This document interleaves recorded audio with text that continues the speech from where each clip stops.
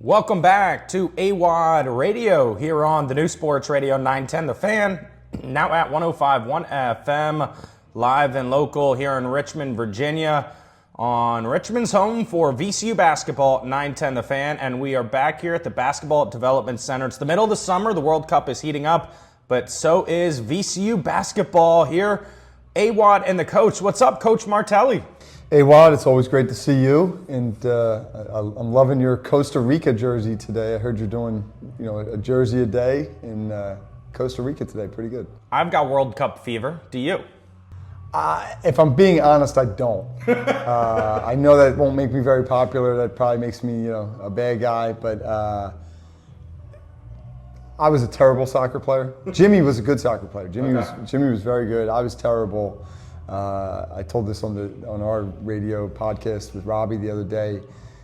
Played however many years of youth soccer, and the one thing I remember is I never scored a goal. And it wasn't because I wasn't on offense. Youth soccer, you just move around, you play every position. All those years, never scored a goal, so I think I'm a little scarred. But it's also been busy around here. The guys are back, we're working out. We have camp going on this week. We just moved into our new house, so honestly, I haven't even turned on a TV, I think, in like 2 weeks, just with everything going on. But, I heard the Americans are doing well. That's great. And, I'm sure I'll tune in at some point. So youth soccer didn't go well. What about youth basketball? Any memories that stand out for you? Just playing, just being with my friends and playing. Just youth, youth sports in general were very different. It was a lot of local. Now it's all this travel stuff, and everybody's on an AAU team, and everybody's traveling an hour and a half every weekend. And for us, it was just local. And I remember being with my friends, whether it was through the Drexel Hill Raiders program or when I was playing for St. Bernadette's, my CYO team in 5th through 8th grade. We won championships in 6th and 8th grade. I remember those memories. I have those memories are very fond. And honestly, one of the big things for me is just growing up and playing. We used to go play bounce ball, really stick ball, tennis ball and whatever you could use as a bat. And there was a group of us that every day we'd walk a block from my house. We'd walk to the public school, Hillcrest School, and they had a nice little lot in front. We'd play stick ball there. We called it bounce ball, but we played bounce ball there every day in the summer. And those days, you don't realize it when you're young, how precious those days are. But I have such fond memories of doing that. I love that story. And as we sit here in June, you guys got together early in June. What's the July schedule look like for VCU basketball?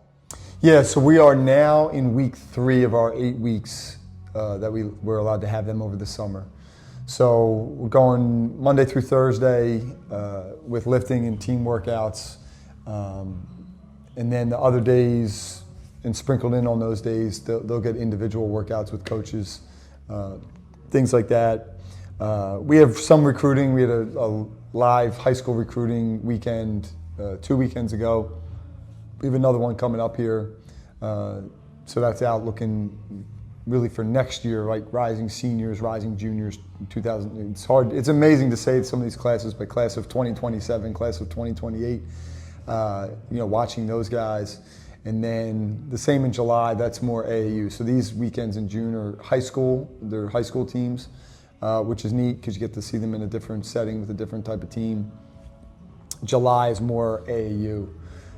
So we'll have 2 longer stretches there, like a Thursday to Sunday stretch over 2 different weeks. And we'll have these guys going. We'll give them a short week next week. We'll go Monday through Wednesday and let them get out of here Wednesday for a long weekend for the 4th of July.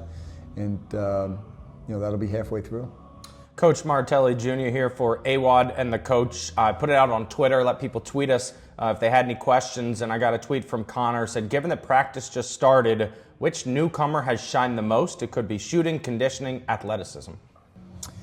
They all have had their moments, to be honest with you. It'd be hard to single just one out. I think when you go down the line quick, Niall, Ralph Byer, he came from Sacred Heart as a rep, as a shooter, and he can definitely do that. But has been at the top, if not number one, but has been close to the top of every everything that they do with Roos, max vert and sprint tests and things like that, which is pretty impressive with, given the group that we have, the athleticism we have. Torrey Austin, just high motor, and has more skill than what he has shown in his career. We're getting him, I joked with him the other day, he was shooting, we were doing a drill and he was shooting threes. And I said, let that thing go. You're gonna make more threes in our first couple games than you probably did in 2 years at Middle Tennessee, because he has the ability to do it. He just needs the confidence in the reps. But been really pleased with his motor and his understanding, his maturity. Blake Harper can really score the ball, has a super quick first step. And not just score it, but just knows how to play on offense. And what we've talked to him, the challenge for him is he's got to become a better defender. And he knows that, and that's something he'll work on. And just trying to build him that confidence. He's the guy yesterday. There's always a guy in the summertime where I kind of have to reprogram a little bit the way that we like them. And he's the guy yesterday. He called it about 3 or 4 times. We were playing 3-on-3. And I'm like, Blake, were you open? Yeah, then why didn't you shoot the ball? All right, next play. All right, Blake, you're open. Shoot the ball, right? Like, shoot the ball, shoot the ball. Finally had to stop him. I was like, what have you shot in your career? He's like, 38% from 3. I go, then why wouldn't you shoot the ball? We want that shot. Shoot the ball. So just programming a guy like that, because he is very gifted on the offensive end. And then the young guys, Sammy Jackson just has a feel for the game beyond his years. Great pace to him, great understanding of the game, and is taking these jumps. It's interesting, him and Colin Ross in particular, to watch them or to get the reports from the weight room of the jumps that they're taking, not just weekly, but daily jumps that, hey, yesterday he was doing this and today. So, just building that confidence with them and with Sammy kind of increasing that athleticism piece to him, but has a great feel, really knows how to play, can really pass the ball. Colin Ross, who I mentioned, dynamic athlete. I mean, he's a probably you could put the dollar on top of on the back of the old, I forget what movie it was, basketball movies. Put the dollar on the top of the backboard. He can jump up and lead 4 quarters. He's got that to him. But been impressed with his ability to compete and physically with these guys, some older guys, and he's just a sponge. He's like, even when he's not working out, sometimes he's sitting on the side and somebody else is doing an individual workout with one of the coaches. And next thing you know, you look over and you see him, he's picked up a ball and he's on the side basket, just trying whatever they were talking to. Could be one of the guards, right? It could be with Awadd Noel, and he's like just trying to figure out well, how's he doing that? And so that's a really good sign for him. And then Steph Pliznic can really shoot the ball. He has great size, super long. He'll get compared to Lazar because of the Serbian thing, but they are very different players. Lazar, a little more power to him, where Steph is a little more skill, a little more perimeter oriented, but still really, really good size. And then the other guy, Josh Weiss, he hasn't practiced yet. He's here with us. He's finishing an online class to finish his graduation at Lafayette. So he's here, he's with us, he's around, but he's not able to get on the floor with us just yet. Coach, it's crazy how quick time flies. I mean, you got this job about a year and 3 months ago, and an incredible year one, and you had the freshman of the year in the A-10 who had an incredible NCAA tournament game, one of the most talented guards in the history of VCU, my guy Nick Lewis. What is his injury timeline update? And then maybe tell us something we don't know about Nick Lewis. Nick is progressing really well. Now, the challenge for us, because it's Nick, some guys you need to spur along. There's some guys that get injured and they're a little slower to come back, and sometimes they need that push of hey, you're okay now, you're good, you can go. Where Nick, it's a little more, when he goes, he's going to really push himself, and we need to make sure that he's healthy in November through April, right? And so we'll play with his timeline a little bit to make sure that, one, not just, hey, his return, he's good to go, but for that long term, that he's able to sustain all the way through. So, but yeah, right now he's moving good. He's running on the underwater treadmill in the training room. He started doing that last week. So that's a good progression. He's not in a boot anymore. He's not in a, whatever he was, cast, I guess, to start, in a boot. Now he's just got a little ankle brace on. If you saw him walking down the street, you wouldn't know that there was anything wrong, but he still is rehabbing, but he's doing a great job with that. And all the reports I get are like, man, he's doing really well. But again, that's us then having to temper that and say he's doing really well, but he doesn't need to be pushed outside of that just yet. And my expectation is by the end of the summer, he's on the court doing some shooting and finishing stuff, just more stationary. My expectation is that by the end, before we leave July 29th, July 30th, he'll be moving a little bit, no contact. And then when we get back in the fall, it'll probably give him a couple weeks, and then I think he'd be full go, sometime in September. And if we hold him, it could be we hold him until the beginning of October just to stretch that time out. Is he one of the quiet guys? He is, but he's coming out of that shell a little bit. But he is. Nick's a quiet guy. He's a great human being. He's just a really good person. He's got a great family. He's just one of those guys. It's easy to root for him. Last year we found out he's kind of a bracketologist. He loves looking at those numbers. Apparently. I don't talk to them about any of that stuff, so I learned some of that along with you. Like, when you hear a guy say it in a press conference, I'm like, all right, yeah, I know they pay attention, right? Like, it's hard to be in this and not be enthralled by it in some way, shape, or form. But yeah, I'm not surprised with Nick. He's a basketball junkie. He lives and breathes it every day, and so I'm not surprised, with his knowledge of the game or the history of the game. Here with Phil Martelli Jr. for Awadd and the coach. Want to focus in on Awadd Noel for a second. Guy that played last year. He had a couple games where he went off from three-point range for VCU, served a role, but I imagine he's stepping into a bigger role this year. Yeah, we'll see, right? It sounds cliche, but it is true. Like, everybody's got a fresh slate. So regardless of where you finished last year, whether you weren't here, whether you were here and you didn't play much, whether you were here and played a lot, were an all-league player or whatever, everyone has that fresh slate. And but for Awadd, he's done some good things, and he is such a worker. It's very rare to walk in this building and he's not down there in a full sweat. Whether you're coming in the morning, you're coming in the afternoon, you're coming at night, he's usually in there, usually getting his workouts in. And another guy who's like serious about the game, like watches a lot, studies a lot, knows a lot about the game. And I know he's hungry. He wants more. But he does use that voice. He's got a great leadership role with this team. I expect major growth from him. What would be a few things that you think he needs to add to his game? Yeah, he needs to, what we've talked about is like playing off his jump shot more, right? Like sometimes guys like him that have the ball in their hands through their youth career and their high school career, they're just so used to that. And that was something that kind of stalled him a little bit last year, was ball getting to him and now it's stopping and now he's trying to go make a play instead of like, hey, sometimes it's okay to just catch and swing it, right? Mm-hmm. Sometimes it's okay like to catch and be ready to shoot. You shoot it at 40%, like what I just said about Blake, right? Like you catch the ball and you're open, like you gotta be ready to shoot the ball.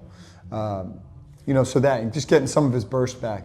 Again, there's a detriment to working as hard as he does. Sometimes it slows you down, right? It beats your body up. So finding that balance of, yeah, you got to work, but at the same time, you got to be fresh because you need that burst to be able to go by people, and break down the defense. So, those are some things that he's kind of focused on right now and working on. Lazar Djokovic, how does he become not just one of those dominant bigs in the A10, but in the country? Yeah, well, some of it's his mindset, and it's no secret that there's times where he would let other things affect his mind, right? All right, doesn't get a foul call, and now he's struggling. So that's something we talked about with him a lot, through the spring and continue through the summer. Of, there's more often than not, if somebody stops him, it's himself, right? It's not an opponent. So just feeding that mindset and kind of really sparking that with him of like, you can be dominant, go be dominant, don't let anything stop that. And just continuing to improve his game, right? Like continuing to improve his shooting, continuing to improve his finishing, continue to improve his ball handling and decision making, I've always said to guys, like, no one's ever said to a player, like, well, you're too good of a shooter or too good of a ball handler or too good of a decision maker or too good of a finisher. No, there's always that room for improvement. And, Lazar's come back. He's looked great since he's been back. He's working. You can tell he's got that motivation to him.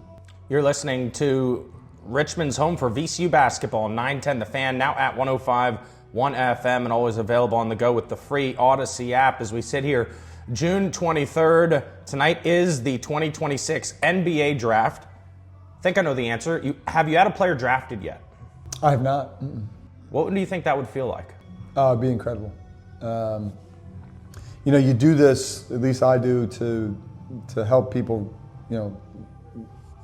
live their dreams, right? And every player that walks through and puts on that jersey, including coaches, we all still have that dream of playing in the NBA, right? And it's probably not going to happen for me at 45, and even slower than I was when I was a youth. But for these guys, like, if they're about the right things and go about it the right way, they have a chance to do that. So, that would be a really cool thing, right? To be in that green room one day and sit there and hear a guy's name called, or be sitting at their draft party and hear them called and experience those emotions with them.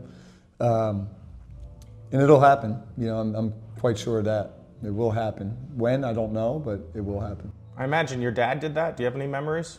Yeah, I mean, he did. He had several guys drafted. He was in New York with Jameer when he got drafted, and then 3 picks later, Delonte got drafted. So that was pretty cool. But yeah, he's had a bunch of guys, a bunch of NBA guys, through his career. We saw Barry Evans doing workouts with some NBA teams. How much have you guys talked? With Barry? Every day. I mean, he's still around. He's back here in between those workouts. We're helping facilitate some of that stuff for him. He does have an agent, but a lot of that stuff goes through the coaches, to be honest with you, because they're calling, asking for information. So he's got a couple summer league options already.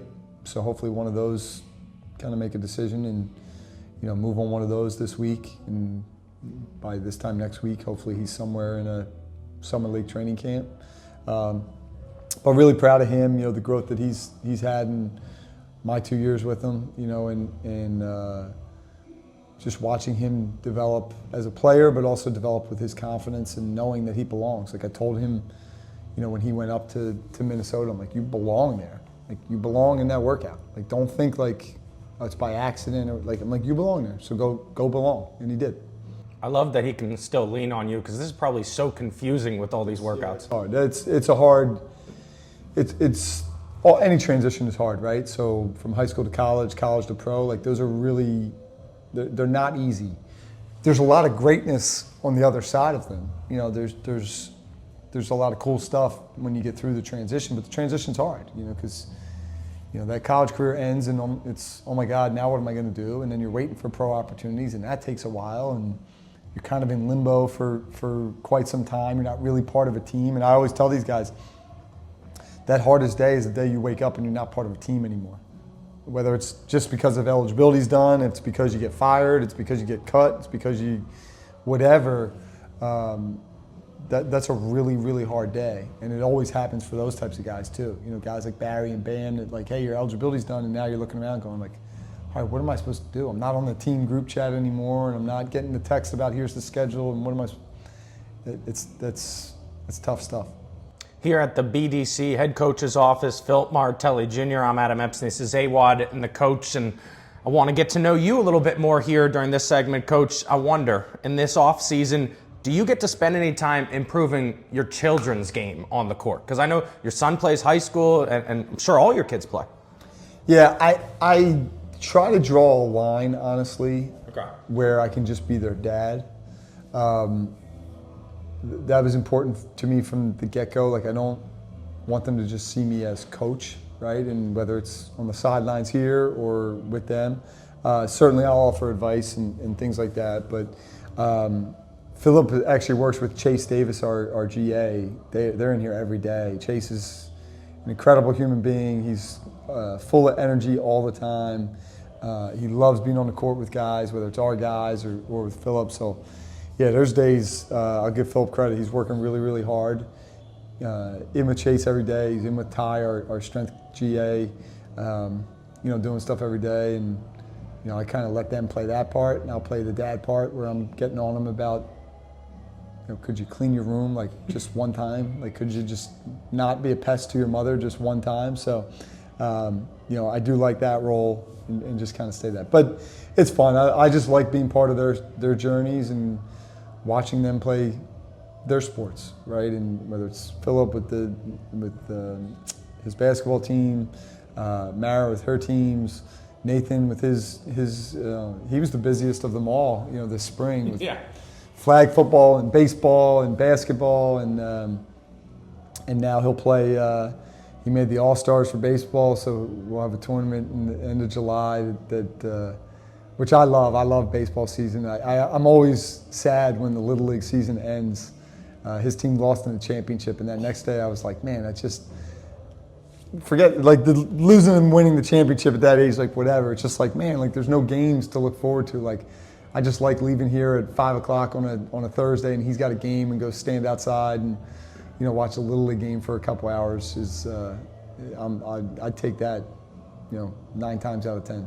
So as Philip said, Dad, can we go play one-on-one? Has that happened? No, that's been a while since we've done that. Did he beat you once and that was it? No, I don't know if he could still beat me. Him and Jimmy play every once in a while. I don't think he's beaten Jimmy yet. Now, Jimmy is the ultimate competitor, and like that's from growing up. Like he's going to like manipulate it. If he's losing, he's not going to lose. He's going to find a way to like manipulate the game. But no, they've played a couple times down there. But now I'm good. Trying to keep my knees and Achilles and ACLs and hips and everything intact, and not do anything stupid. I remember the day I beat my dad the first time. Did you ever beat your dad growing up? I don't remember. It's a good question. I don't remember. He was kind of the way. You played with Jimmy probably all the time, right? Oh yeah, we played all the time. Yeah.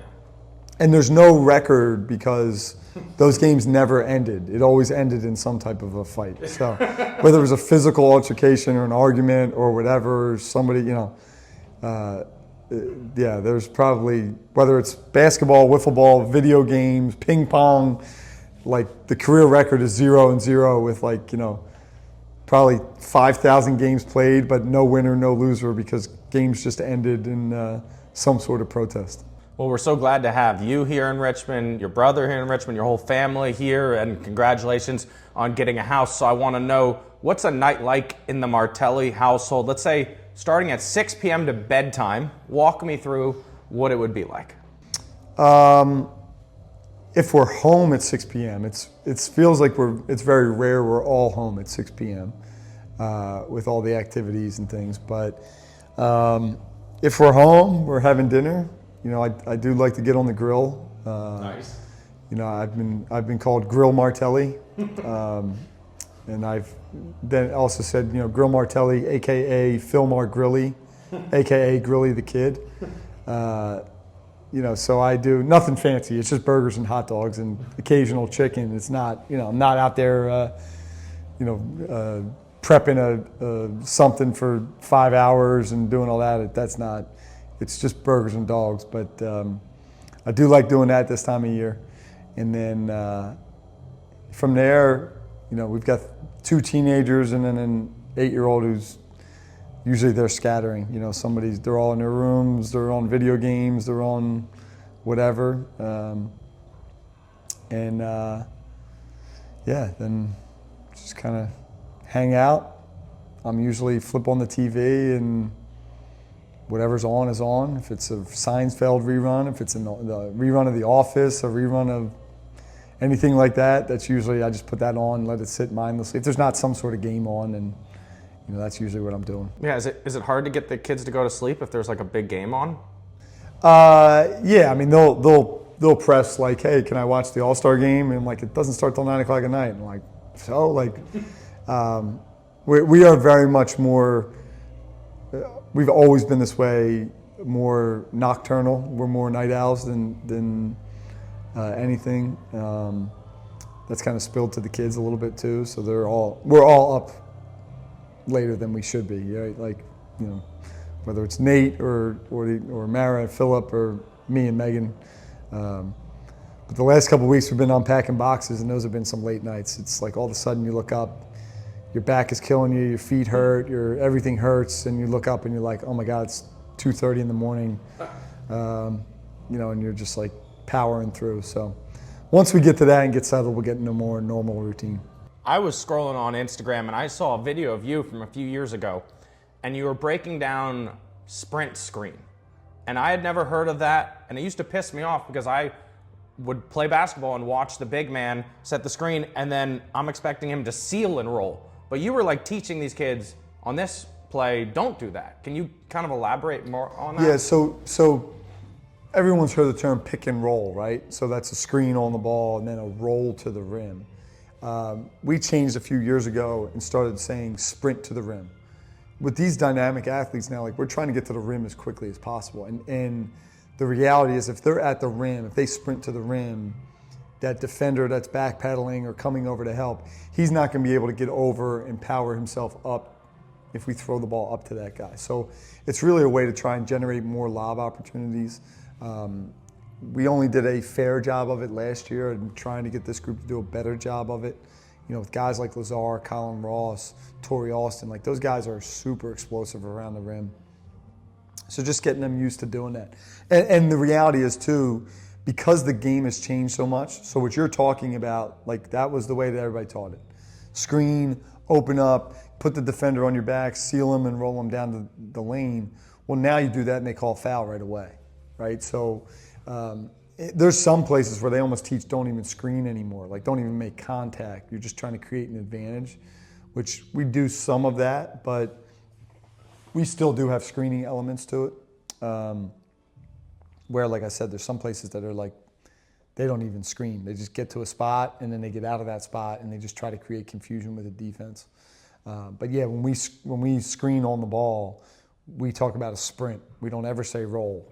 It's screen, sprint to the rim. Screen, sprint to the rim. And it takes some getting used to for those guys because they're used to kind of playing slower out of that, where the reality is they need to get to the rim, and then that creates that pressure on the defense. Is there still a circumstance where you would want a big to seal his man? There are some, yeah. It's not super often anymore. With all the switching, there's a little of that, occasionally.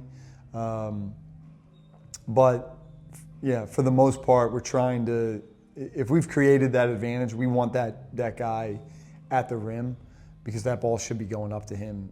Because he should, if he has sprinted, he has all the momentum to the rim. He's the only one that can go up and get that. Yeah. Right? Where if you throw you seal and you throw that little bounce pass, well, now that guard's diving around and getting the ball. If we put it up, again, like those athletes I mentioned, shouldn't be able to get the ball. Coach, this March, it's a 76-team tournament. It's happening this upcoming year. Does that change your mindset for anything? It does not. We're still trying to play a hard schedule. We're still, trying to win every game. We're still going about that. We're still trying to win the A-10 championship. It's not going to change anything, with that. Like we'll show up November 2nd, and the opponent is still TBD, but whoever that opponent is, we're going to be there to win the game. And that will always be the objective, regardless of 76 teams, 68, 65, 64, 48, 32. If they go backwards in time and start going back that way, we'll be locked in on, hey, we need to go win today. Coach, there's 4 guys getting a lot of hype for tonight's NBA draft. You probably had to scout Caleb Wilson because you had UNC. You got to see Boozer because he was there in Greenville, and then Peterson and DeBonsta. Is there a guy that stands above the rest? I don't know that.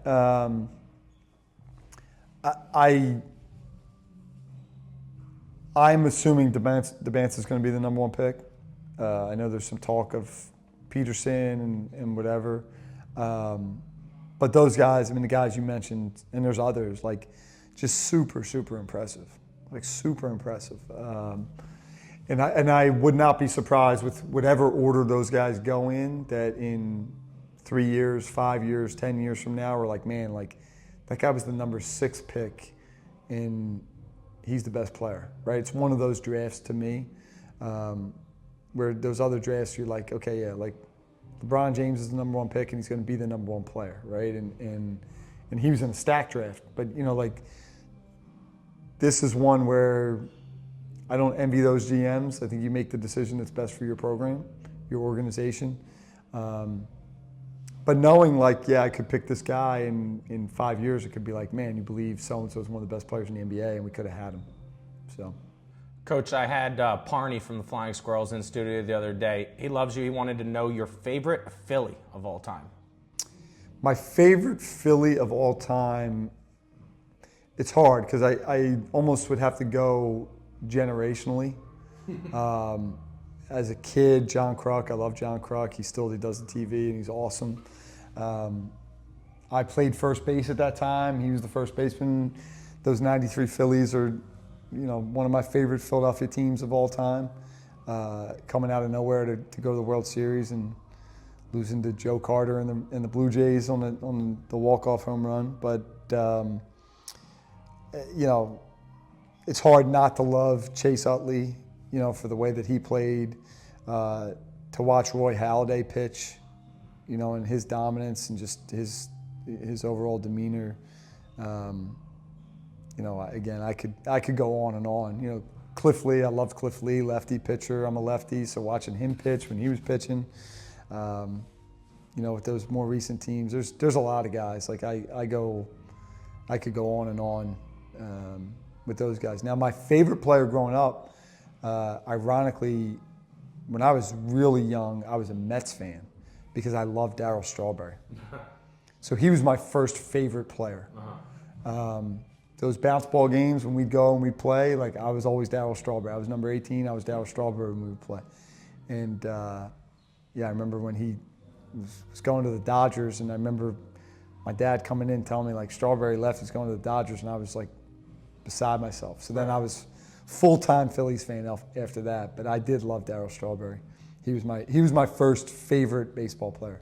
Magic Johnson was my favorite basketball player. Strawberry was my favorite baseball player, and Walter Payton was my favorite football player.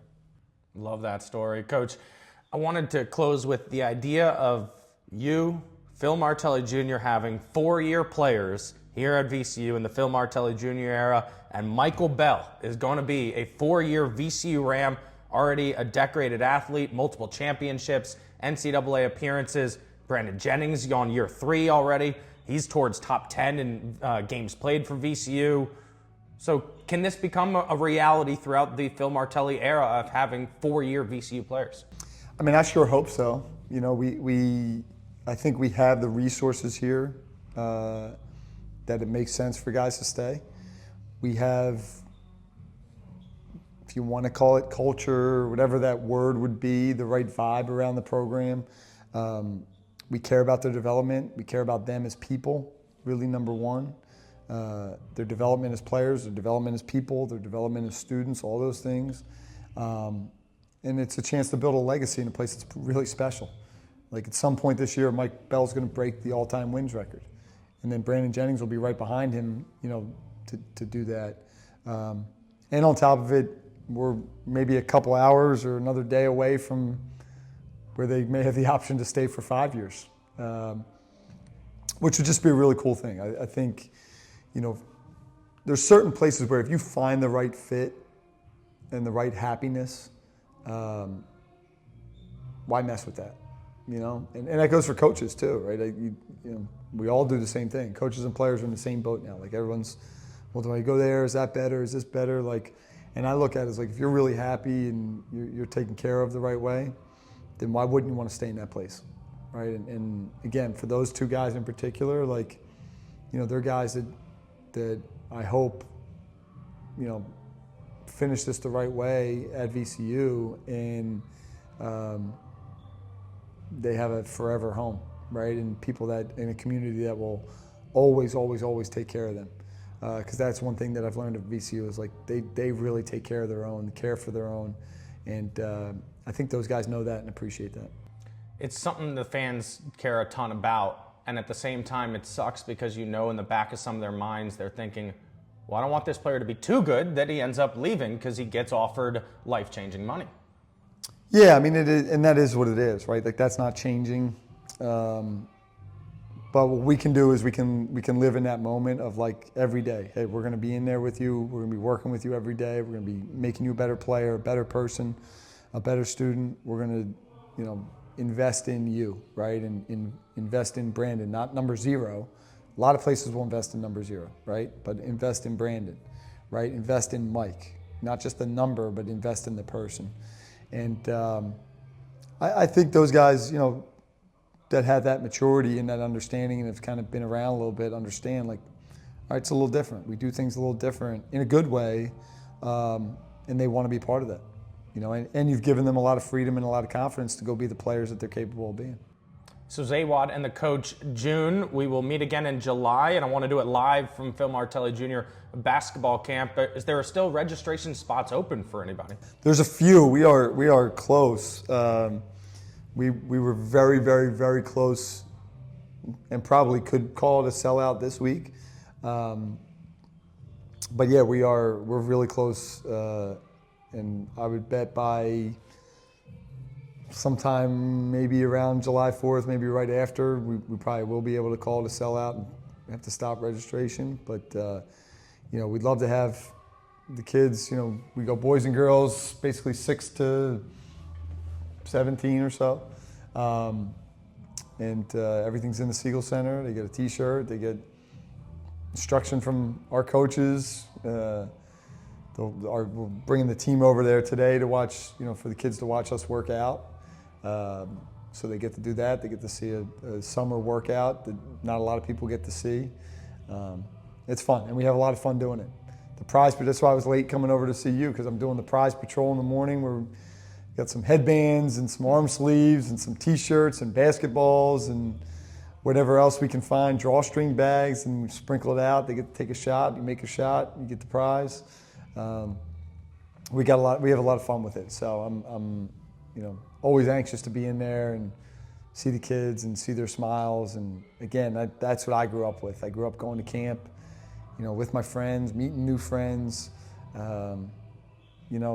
Kids that I only saw once a year at camp but once I saw them at camp, they were like my best friend for the week. And it's just an awesome way to grow up. So spots available, martellibasketballcamps.com, I think is our site, but you can also find it through the VCU basketball site. But yeah, sign up today. If you're looking for something to do, July 20th to the 23rd, that one is. Yep. Looking forward to it, Coach. Thanks so much. Thanks, Awadd. You're listening to Awadd Radio here on the new Sports Radio 910 The Fan, now 105.1 FM.